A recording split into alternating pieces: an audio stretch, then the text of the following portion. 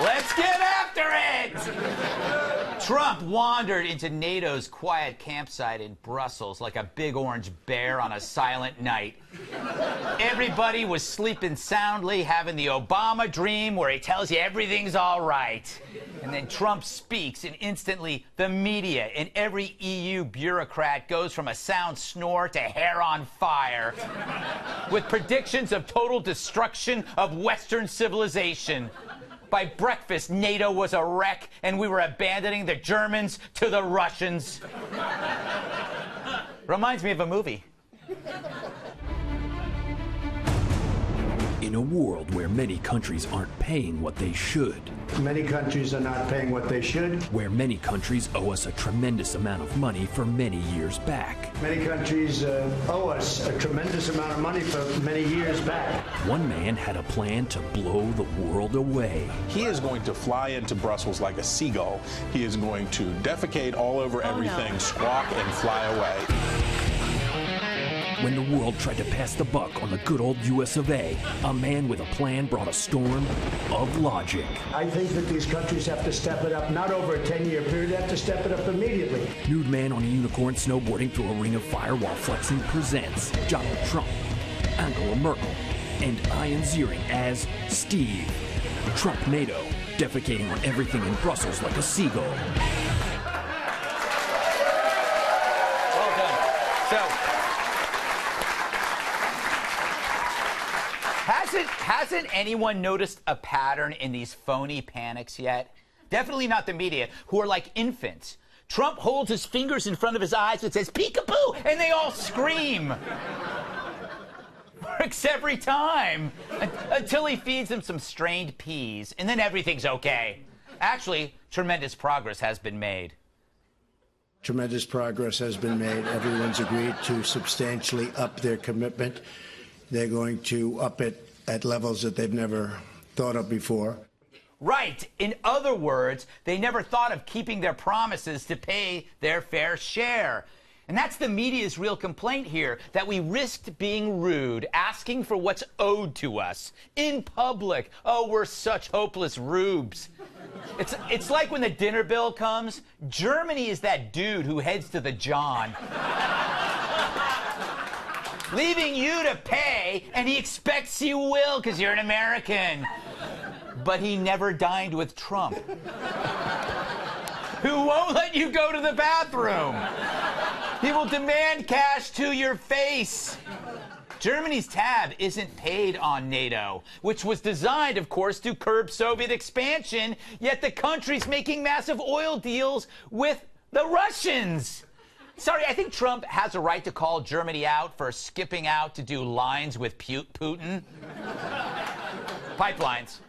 Now, Trump wants everyone to up their defense spending. Why would he do that? Maybe to get them to meet the target they already failed to meet? Could he be, perhaps, a stable genius? I'm a very stable genius. Yes. Now, as Trump tutors us on NATO, what is England's response?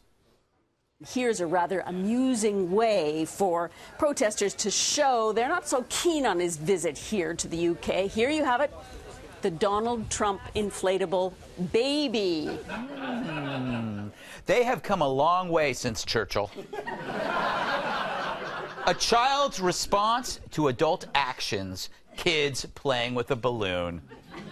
Now, Trump is supposed to meet with Putin, which means that Monday, Brian Stelter and Christiane Amanpour will once again put on their chicken suits and tell us it's the end of the world. And already they've forgotten the Peter Strzok hearing. Remember that? I don't recall writing that text. If I could give you a Purple Heart, I would. Parliamentary inquiry. The time is controlled by the gentleman from parliamentary inquiry. A parliamentary inquiry is not in order. Because you don't want it to be you and Lisa Page. Mr. Chairman, you don't want it to be the FBI. Are we not given 5 minutes to answer questions? We have indulged this harassment. We endured 15 minutes of badgering of the witness. Can you share with us the gentleman rules is not that you're making up as you go along? The gentleman will suspend. If it's so frustrating, answer the question. The gentleman has already answered that question. So now the gentleman from Maryland, Mr. Raskin, is recognized for 5 minutes.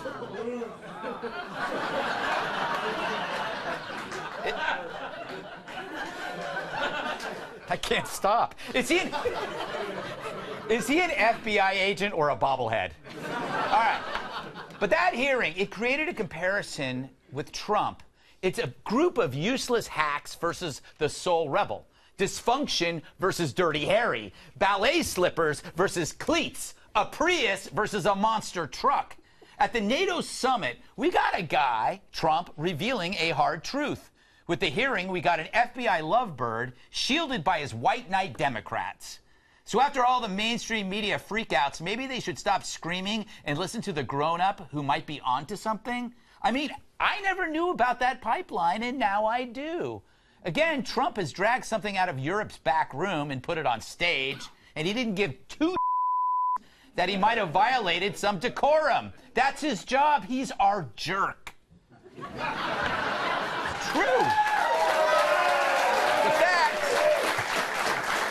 The fact that he pissed off so many people should endear him to us. He's not interested in being Times Man of the Year, just a leader of Americans. So he left the summit with pockets full, about $40 billion. If it had been Hillary, all she'd leave with is the silverware.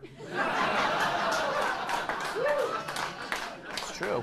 And while Obama might have been a lullaby, Trump is a wake-up call, a sex pistol in the land of ABBA. It's true. It's true. What the punk movement did to music in the 70s, Trump is now doing to politics. And if you miss that now, it's like you're still listening to Emerson, Lake and Palmer, which I hate.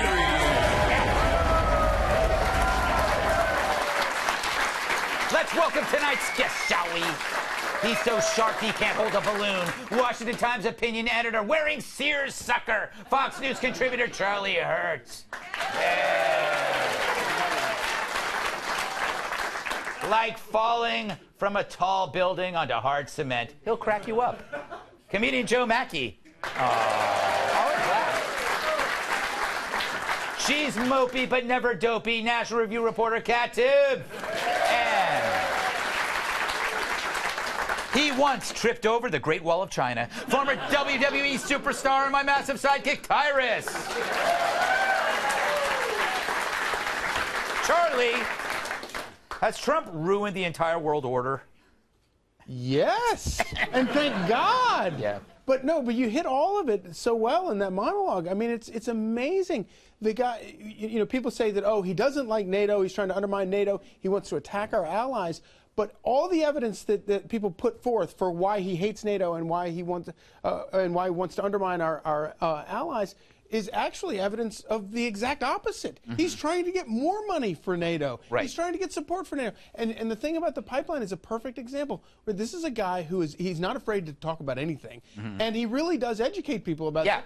And it is important. I think it's vitally important to understand that Germany is spending money to basically finance this great, huge enemy that we're all worried about. Exactly. Exactly. And while the whole point of NATO was to protect ourselves against the people they're actually funding. Exactly. And then their heads explode when Donald Trump calls them out on it. I know. It's crazy. Tyrus, there are people who see Trump as a jerk, and we get that. I mean, there's people that see you as a jerk. I mean, I don't know any of them. Yes. Better not ever get hold of my texts, make me get in front of Congress. That would I think I kind of feel for Germany a little bit because they're kind of the world's bad guy. Like, they're always going to be the guy in the room, like, who's the worst person in the room?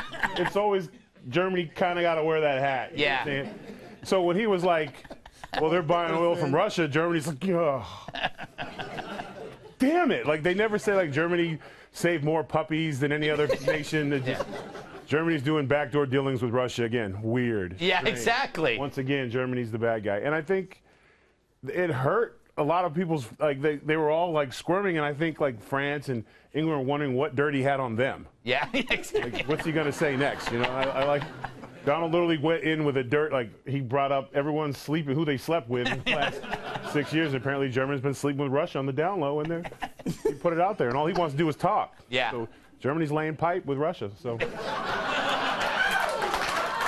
Nicely done. Joe, what are your thoughts on this? Are you comforted by our stable genius president? I am, and when I read John Kerry's criticism, I thought it was almost like Trump criticism Mad Libs, where he filled it out without knowing anything that happened, because he said that it was humiliating to ask our NATO partners to pay their fair share, and he was glorifying our enemy, Russia, when he was doing the exact opposite. If he wants to look at what embarrassed NATO, it was probably something more along the lines of allowing Russia to overtake the Crimea and doing nothing. Yes, which was what John Kerry did. Exactly. I should have said that. No, I was just helping you out. Kat, what do you think about these British protests? Do you think they're having any effect? Yeah, I definitely think that making someone into a giant baby is like the best argument ever, and you're definitely going to win. No, absolutely not. It's absolutely ridiculous. And I don't understand why anyone in America is mad about this at all, any of the NATO stuff, because Trump got us paid. He's getting us paid here. Yeah. And I don't understand, because you know, they might not like him, but if I had to choose between someone liking me and someone paying me, I would probably...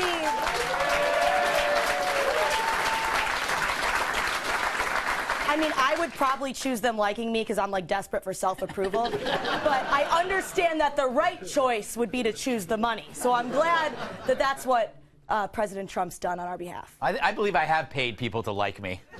Yes, yes. In some countries where it's legal.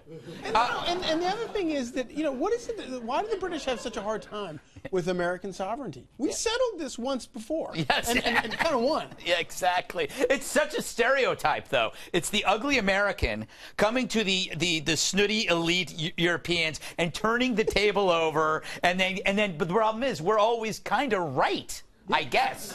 As Winston Churchill said, we always, Americans always do the right thing after exhausting every other possible option. Mm-hmm. That's a good way of putting it. Who said that? Winston Churchill. Who is he? He was the model for the baby protest. Oh, I'm lying. I don't care who you have playing them; they all have to wear a pillow. Am I right? Like, Joe, I want a last word from you. I kind of think that it's important to have a jerk for a president, because it's like having an a-hole lawyer in court. Like, I mean, if America is a defendant in court, you don't want a nice guy. You want somebody who's, like, you know, going to go out there. Like, you don't want your lawyer to be liked by anybody. You don't even want to like your lawyer. Well, maybe that's why so many people keep saying it's so bad, because they actually like what he's doing, but they don't want the blame. I do that. That's it. Yeah, you want somebody else to take the blame. We want to be good cop, and he's bad cop. Exactly.